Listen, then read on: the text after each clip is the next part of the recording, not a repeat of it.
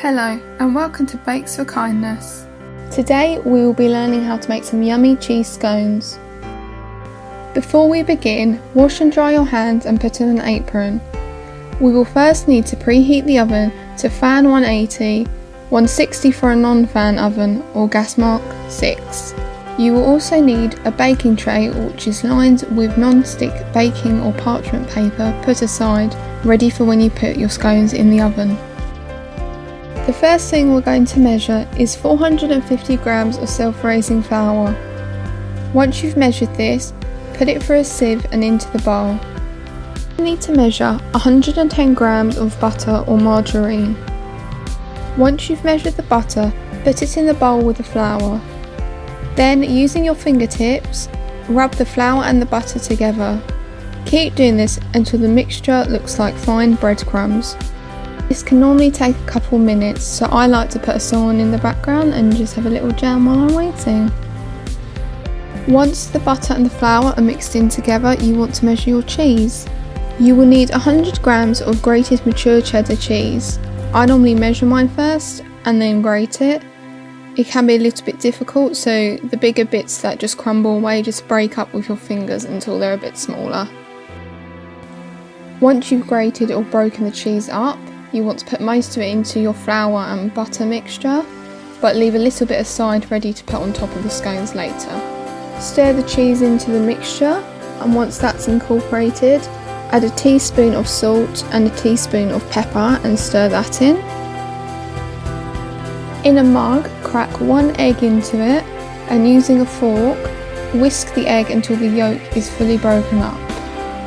Measure out 150 millilitres of milk and add roughly 3/4 of this to the egg, and then add 1 teaspoon of English mustard to this as well and give it a good stir.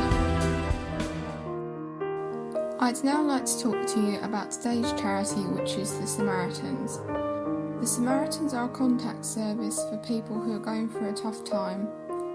In 2018, in the UK and Republic of Ireland, more than 6,800 people died of suicide.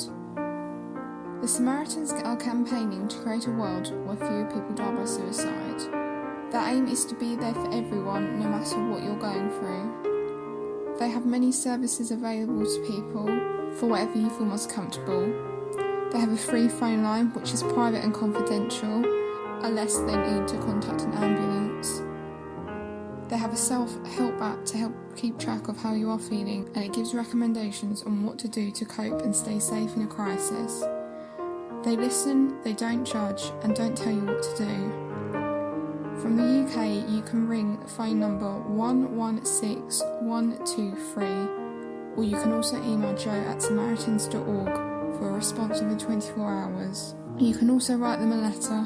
Despite their name, Samaritans are a non-religious organisation, and common reasons that people can contact them are due to relationship and family problems, loss, including the loss of a friend or family member through bereavement, financial worries, job-related stress, college or study-related stress, loneliness and isolation, depression, painful and or disabling physical illness, heavy use or dependency on alcohol or other drugs, and also thoughts of suicide. They won't make decisions for you, they're just there to listen and support the decisions you make. I'll leave a link in the description to the Samaritans' main website and also a donation link where you can donate directly to them. Now back to the bake. Once this wet mixture has been incorporated nicely, you then want to add it to the dry mixture. Use a wooden spoon or a spatula to mix the ingredients, and then add the remaining milk a little bit at a time until the mixture comes together and forms a dough. This dough will probably be slightly sticky, at least mine is. Once you have your dough, sprinkle a little bit of flour onto the side to stop the dough sticking to it, and then turn the dough out onto the side. As you can see, some of the flour hasn't incorporated into my dough, but I just try and bring it all together one on the side. A little bit of it doesn't incorporate, but that's okay. Shape the dough so that it's roughly the shape of a circle, and then split this in two. Once your dough is in two, make it a bit rounded again, and then you want to get a sharp knife and cut it into 4 equal pieces, so you will be cutting in a cross shape across the dough. Put these individual pieces on the baking tray and squish them slightly with the back of your hand. You then want to get your leftover cheese and place or sprinkle some on top. I like to place mine on top because I want to get as much cheese as I can on top of the scones. It's now time to put your scones into the oven. The recipe calls for about 20 minutes, but I know I've got a hot oven, so I'm going to put mine in for 15 minutes. If you're not sure, it's always better to put the scones in for less time and then come back and check on them. Once the time is up, check on your scones. If they still look a bit pale, then leave them in for a few more minutes at a time. If they're done, they will look golden on top and would have risen a little bit. Being careful not to burn your hands, transfer your scones onto a wire rack to let them cool. Now, if you like your scones warm, you don't have to let them cool completely if you want to eat them straight out the oven. Just wait about 5 minutes or so, test them with your hand to check that they're not too hot, and then you can cut them in half and enjoy them with some nice butter. If you prefer to enjoy your scones cool though, that's fine, just leave them a little bit longer to cool. They shouldn't take as long as a cake does. And now it's time to enjoy your scone. When you cut your scone, be careful because it might crumble slightly, that's just the type of dough it is, but it is very delicious.